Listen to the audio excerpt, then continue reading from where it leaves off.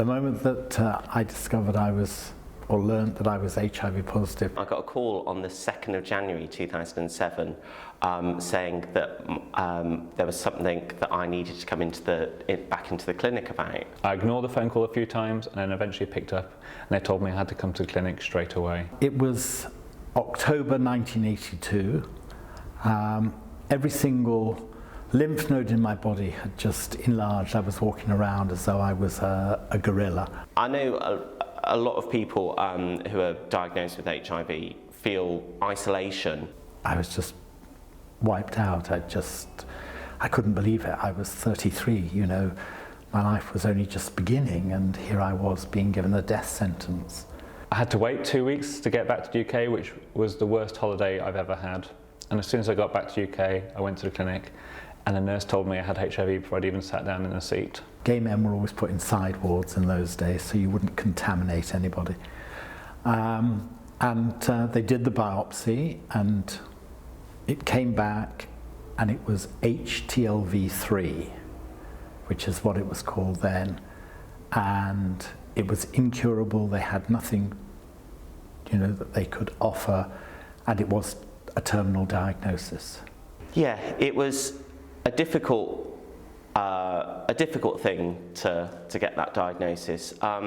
Actually, I knew enough about HIV to know that I would be okay and that there was effective treatment, even back then in 2007, and we've made so many kind of leaps and bounds in treatment since then. It was a question of what was I going to do.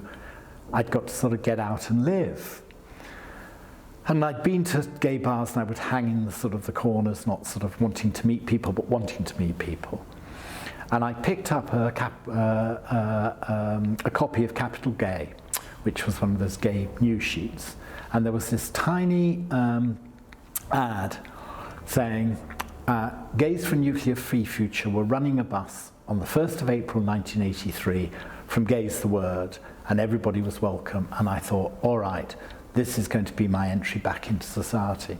I met my partner that day, and we've now been together for, 35, 36 years, which is extraordinary. And from that, I got involved with Lesbian and Gay Men Support the Minors. Living with HIV, you're always kind of wondering when you meet new people, how do I tell them?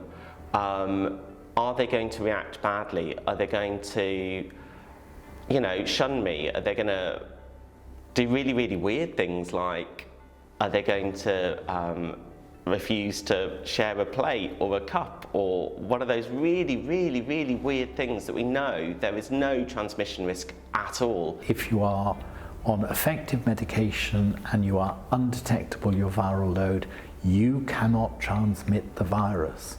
There's no such thing as a bad HIV test result.